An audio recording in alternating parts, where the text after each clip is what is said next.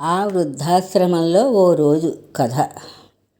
ఉదయం లేచిన దగ్గర నుండి ఎంతో ఆశగా ఎదురుచూస్తున్నారు నాగయ్య గారు.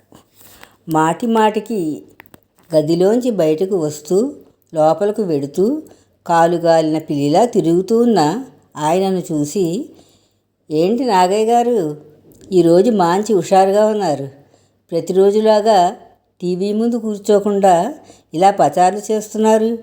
లక్ష్మణరావు అడిగారు. అదో వృద్ధుల ఆశ్రమం.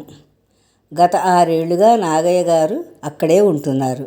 భార్య సుగుణమ్మ పోయాక ఆయనను కనిపెట్టుకు చూడడం కష్టమని ఏదైనా ఓల్డేజ్ హోంలో చేర్చమని చెప్పిన కోడలకు నచ్చచెప్పే ప్రయత్నమైనా చేయకుండా వెంటనే జాయిన్ చేసి చేతులు దులుపుకున్న ప్రబుద్ధుడు ఆయన పుత్రరత్నం.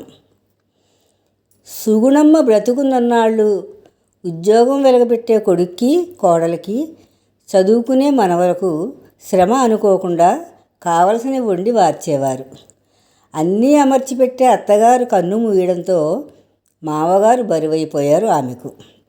ఈ వయసులో ఒంటరిగా ఉండడం కష్టమని మారు మాట్లాడలేదు ఆయన. ప్రతి సంవత్సరం ఫాదర్స్ డేకి భార్యాపిల్లలతో వచ్చి పిండి వంటలతో పాటు భోజనం తెచ్చి ఆయన తిన్నాక బట్టలు పెట్టి వెళ్తుండడం రివాజు ఆ కొడుక్కి. ఈ మధ్యనే కొత్తగా చేరిన లక్ష్మయ్యకు ఈ విషయం తెలియదు. అందుకే అడిగారు ఆయన్ని.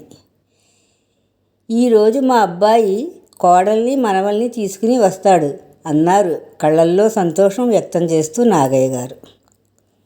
మధ్యాహ్నం భోజన టైం అయ్యింది. కానీ తన వాళ్ళు రాలేదేమా అని కంగారు పడుతూ ఆయన ఫోన్ చేద్దామనుకుంటుండగా కొడుకే చేసేశాడు. నాన్న, ఈ సంవత్సరం రాలేకపోతున్నాం. మీ కోడల్ని పిల్లలను తీసుకుని ప్రయాణంలో ఉన్నా.